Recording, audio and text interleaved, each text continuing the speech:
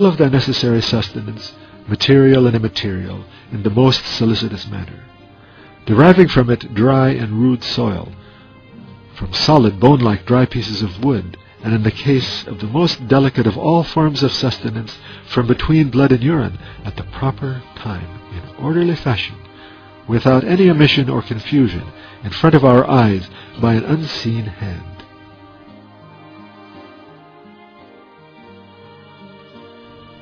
Yes, the verse, God is the provider, the firm possessor of strength, restricts to God the task of sustaining and providing. And the verse, there is no moving thing on earth but depends on God for its sustenance. He knows its resting place and storage place. All is in a book perspicacious. Provides a dominical guarantee and pledge to furnish provision for all men and animals.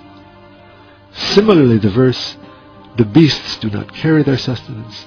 God sustains them and you, and He is all-hearing, all-knowing, establishes and proclaims that it is God who guarantees and provides for all impotent, powerless, weak, and wretched creatures that are unable to secure their own sustenance in an unexpected fashion.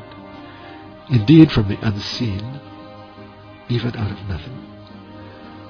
It is He, for example, who provides for insects on the ocean bed and their young.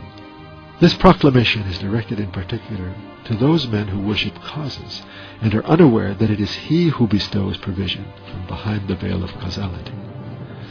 Numerous other verses of the Quran and numerous pieces of cosmic evidence unanimously demonstrate that it is the compassionateness of a single glorious provider that nurtures all animate beings.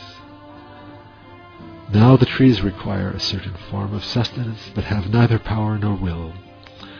They remain therefore in their places, trusting in God, and their provision comes hastening to them. So too the sustenance of infants flows to their mouths from wondrous small pumps, aided by the solicitude and tenderness of their mothers. Then, when the infants acquire a little power and will, the milk ceases. These various instances clearly prove that licit sustenance is not proportionate to will and power, but comes in relation to weakness and impotence, which induce trust in God.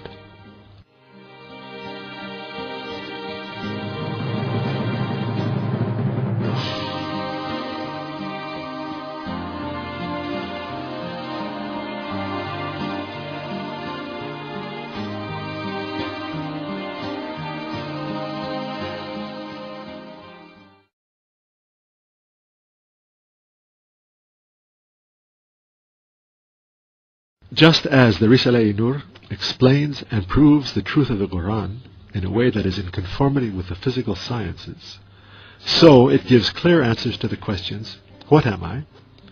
Where did I come from? Where will I go when I die? What are my true duties and functions? Where do other beings come from, and where will they go? What are they in reality? It explains these, the most important matters facing everyone, convincingly, with clarity, and in an attractive style, illuminating minds and spirits.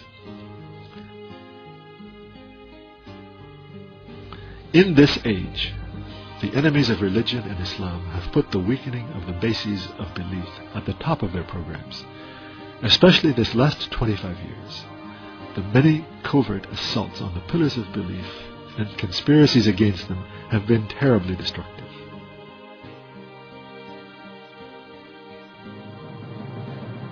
Doubt or denial concerning even one of the pillars of belief is very often more damaging than indifference toward the finer points of religion. This is why